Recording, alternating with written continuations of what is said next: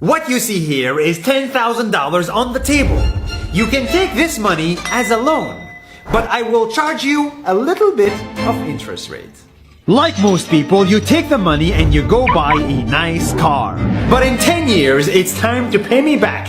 And because of interest rates, now you owe me $20,000 and not 10. You will say, I don't have money to give you. And if you don't, I take your car and a piece of your house. Damn. This is how debt works. And after 3 years of traveling the world, I noticed that this is exactly what China is doing. For example, take the small island nation of Sri Lanka. This developing country needs money and China has a lot of it. So Sri Lanka took billions of dollars in Chinese loans. It was easy money just there to be taken.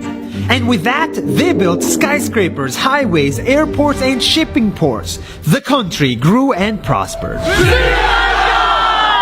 But few years later, this easy money came with interest rates, and Sri Lanka was so much in debt that it couldn't pay back China its money. And the only way out was to give China control of what they had built.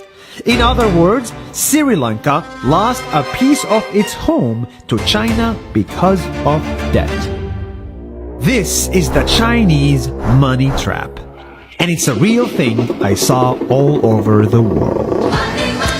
In Papua New Guinea, I saw $2 billion in loans given by the Chinese to build skyscrapers, infrastructures, and ports. But there is no way this remote developing country can pay it back or its interest rate, and the only way out is to give China control of the country. In the Maldives, Pakistan, Malaysia, Laos, Kazakhstan, Mongolia, Egypt, Kenya, and South Africa, the same thing is happening, and many countries are struggling to pay back Chinese loans. If you look closely, all these infrastructure projects like highways, ports, and bridges connect to China through the sea or through the land to form something far bigger, far more powerful than just a bridge, a new Silk Road. The world is already made by China, and I think slowly it will be owned by China.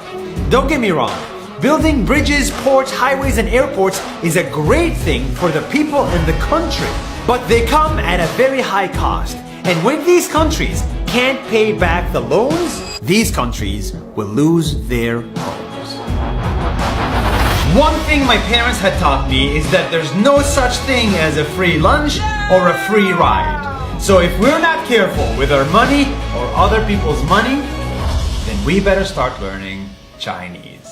下周见。